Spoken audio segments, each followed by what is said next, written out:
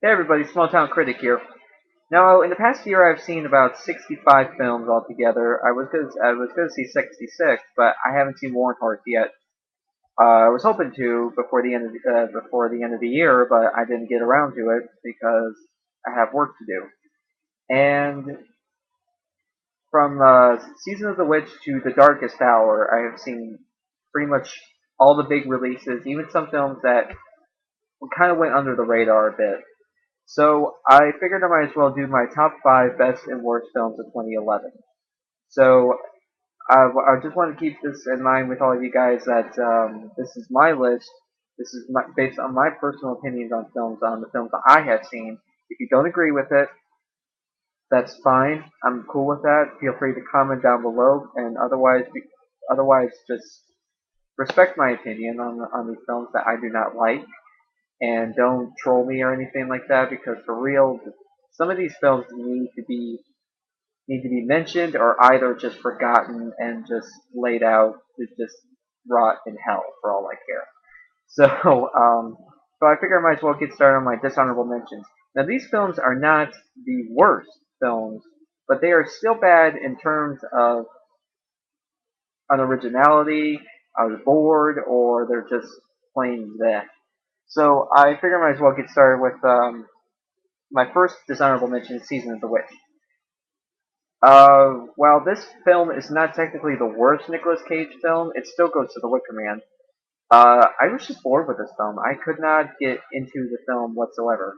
I just was just completely bored out of my mind, and it just looked like a sci-fi original film. So yeah, that's all I have to say about that. It's just it looks like a sci-fi original film. Next up is The Dilemma. I have my list down here. Next up is Dilemma. I am not a big Kevin James or Vince Vaughn fan. I don't find them funny. There are some films I do like them in, like Vince Vaughn with Swingers and Kevin James. Actually, I don't really think I like Kevin James films, to be honest. I think King of Queens was probably his best thing, but I'm not even a fan of the show, and I didn't even watch it. So I don't really know who the hell Kevin James is, except for some of the films I've seen. And this film was just forgettable. Next up is Green Hornet. This is probably the worst Seth Rogen film I have ever seen. The 3D was abysmal.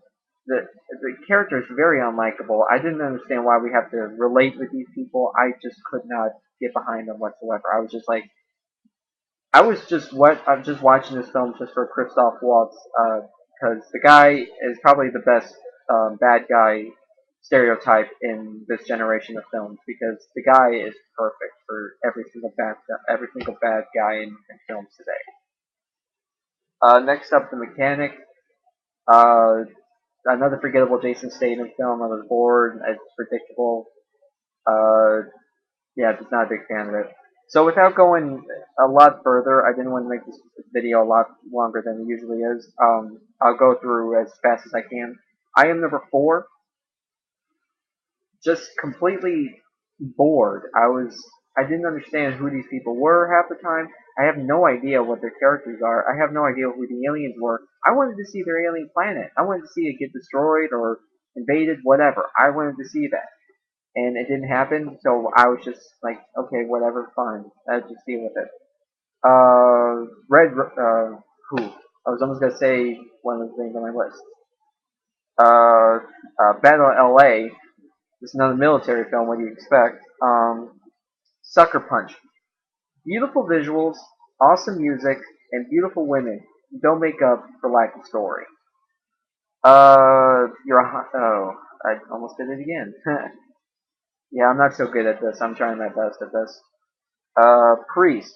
Boring. 3D was abysmal, and the fact that they were trying to make this a sequel, that they were trying to make it like a trilogy or something, was just it's bad enough already. Um, let's see. Green Lantern. Now that was a big disappointment. I was really looking forward to it, but the fact that the main villain in this thing looks like a huge freaking turd, and I just couldn't get behind these people. I really couldn't. I mean, even Ryan Reynolds, he was probably the best Hal Jordan out there. He has that cocky attitude, and that's what I like about the guy. But I just really could not get behind The relationship between him and the girl, I really couldn't. It just really was. It just really didn't matter to me. So definitely one of those most disappointing films. Cars 2. Cars 2 was definitely an unnecessary sequel, and I really am shocked that I put this on my worst list because I just really was disappointed with this film. I thought the whole spy thing was just not needed whatsoever.